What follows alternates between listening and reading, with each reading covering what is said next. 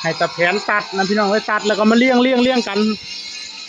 เว้นช่องว่างไว้นิดนึงเอาไว้วางจานตัดแล้วก็มาเลี้ยงเบิ่งเด้อมันบ่ฮู้ว่ามันจักแผ่นตัดแล้วก็มาเรียงกันดูก่อนว่ามันสีพอดีจักแผ่นบรรยากาศดีเนาะตะแผนเนาะนี่ห่างๆกันแบบนี้ประมาณนี้แหละเนาะพอมีดูแบบจักเอามีดจักเอาจานและเสียบลงไปในนี่คือยังบานตะนิดแหละ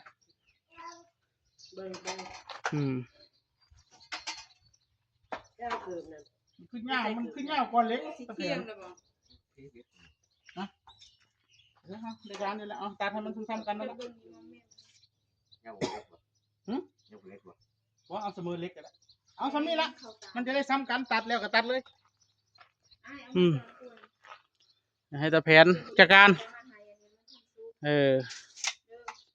มื้อนี้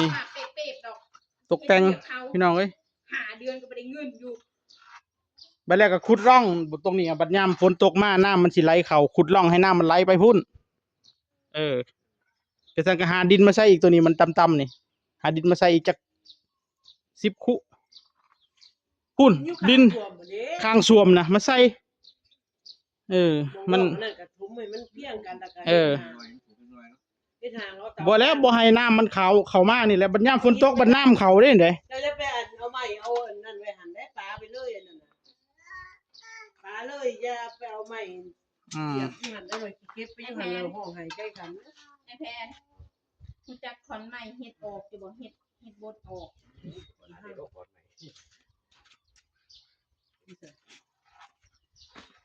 เก่าเลยตัดแล้วหัวพึ่งเมื่อน่ะฝนตกอยู่นี่ก็น่า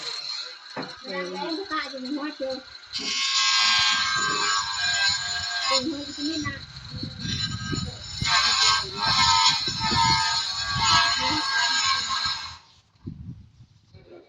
จานมันไว้เด้อแบบ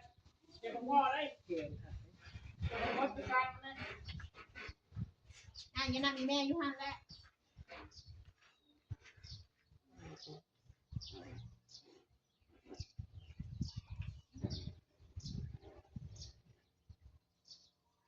อย่าเล่นน้ำอย่าเล่นน้ำลายอย่าเล่นน้ำลายคนที่โต๊ะเลยเล่นน้ำลายน้ำร้อยไปแหละพ่อใหญ่เพิ่นก็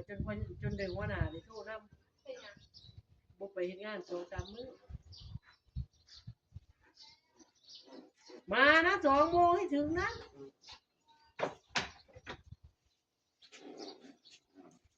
เป็นอะไร2 วันไม่เห็นไปทำงานเลย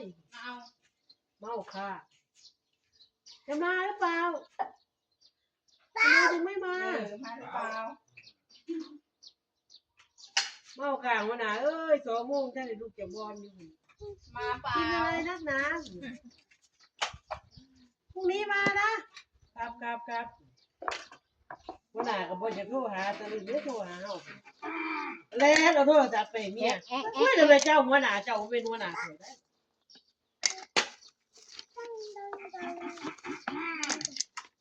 ปัญญาก็โทรมาน้องนี่พอโทรมาจะได้ไปปูกระเบื้องให้อยู่ใส่อยู่บ้านโนนหอมเพิ่นเจ้าง่อยเม็ดตารางเม็ดละ100เช้าให้เข้าใจที่บ้านโนนหอมปูโหลดแต่เดี๋ยวนี้เพิ่นบ่ไปเด้อไก่แล้วบ่กล้าแล้วบ่เมื่อแต่นี้จากนี่ล่ะ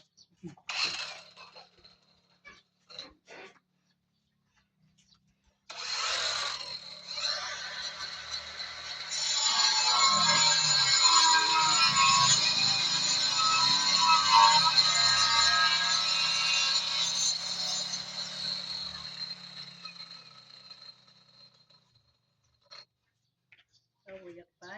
บ่อยากนอนเพื่อนเขาพี่อยากนอนยามใดคือยามใดกันน้ำอาแบบกินเหล้าก็ได้ที่ไม่มีที่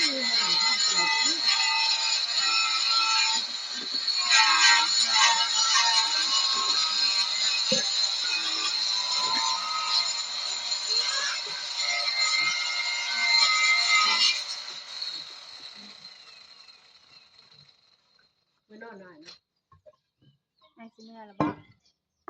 ม่วงนะเบาะเบาะอร่อยนะอร่อยนะ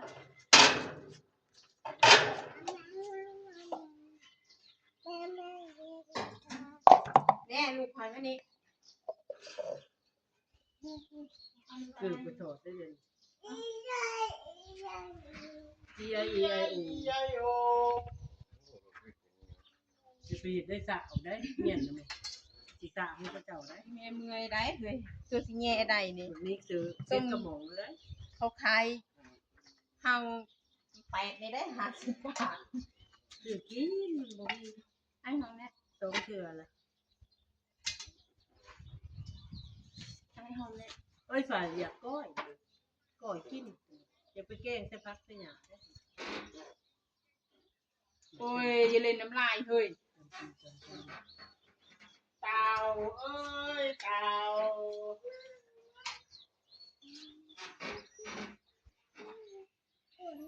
กล้วยเนาะเอากล้วยเนาะนี่เหรออ่ะจะได้ตัวนี้เหรอมื้ออื่นนี่แม่มาให้เด้อมื้ออื่นก่อนอันนี้หันมันทันได้ซุปเด้อไอเด้ออันนี้มันซุปแล้วมันทันได้ซุปพี่ก็ไอ้นี่นั่นเลยพี่แม่แล้วมอนี่ นี่จะบ่ได้มันสนุก ไอ้จีว่าอันที่ซื้อรถไม่ต้องซื้อรถมันจะไปขาย เรื่องของมันมีสิดี โอ้ยหัวเราไปแฟน หัวละพาที่หัวพาที่มอเตอร์ไซค์ทำลงอันนี้ก็คุณ แม่ แม่ แท แท น นโอ้ลายเส้นแน่ ไปก่อไฟเลยตัดอันนั้นแล้วนะ เยี่ยงเลยดีโอ้มันข้างในบ่หุ้งที่บ่หุ้งนี่เหมาะ ว้าอีกครึ่งชั่วโมง เพิ่นนั่นเพิ่นเอาลงล่างหันเพิ่นเอาไว้สะบงอันหุ้งโดยเฉพาะโอ้เมียมันก็ทำอยู่ดกเป้าเหมาะดกเท่าได้บ่หุ้งอ่ะนะฮะ ตั้งเองลอยเลย ไปร้อยจนได้ตัวปู่ ลอยเลย แม่เธอปู่บ่ฮู้ว่าเป็นหน่วยทำตัวนึงทำนี่ล่ะหนูทำนี่ล่ะบ่พอสิจำหน่วยนี่วานได้บ่แม่นได้ปู่นะวานสิก็สิเป็น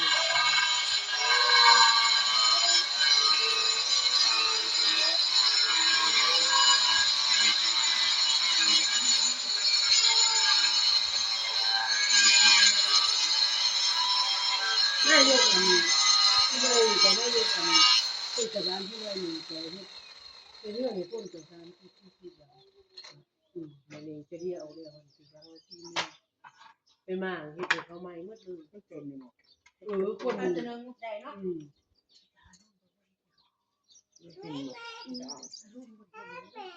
ท่านนั้นบางทีว่าท่านนั้นจะอนุเป็น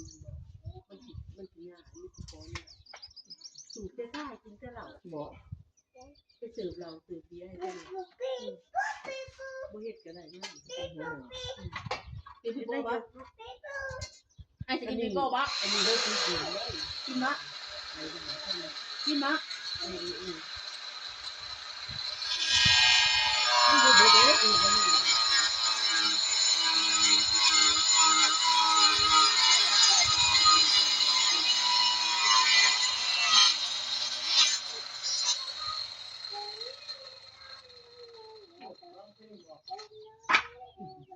โอ้ร้องเพลงบ่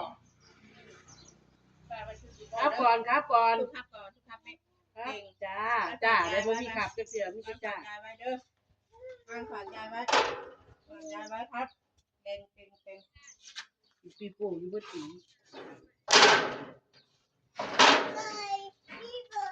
ไก่เอ้ยไก่ เก่าเด้อเพิ่นเนาะ ไก่มันมีกี่ขา กินอ่อนไอไล่อ่อนไอ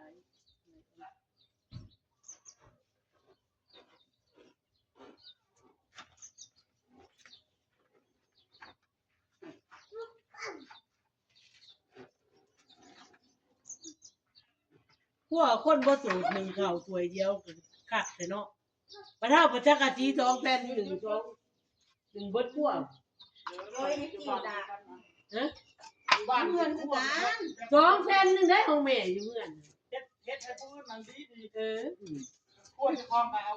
จังกะทีเก้ามาเปะเอา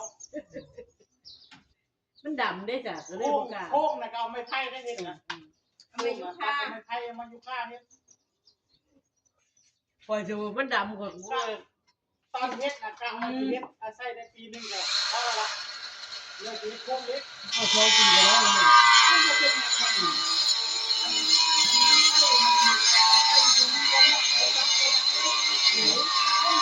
ไม่ได้บ่มันขอบ่ได้ได้แม่ครูแม่หยังก็บ่ได้ขอ พอเลยเพราะว่ายันอยู่เป็น10 ปีเพิ่นล่ะเบิ่งซ่องละ สังกะสีก็ไปขอน้ำลูกพิจารณามาเด็กมึงเฮ็ดหยังอยู่บ่สังกะสีอันนี้บ่ได้เฮ็ดหยังเลยแม่แม่สิไปไสแม่สิไปขี่ตะไฟว่ะ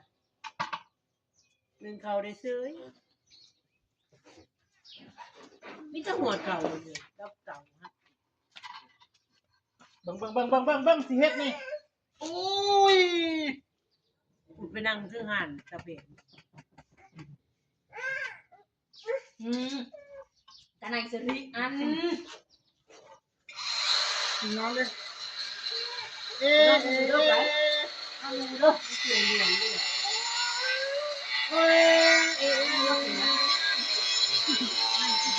มาเถียงเลย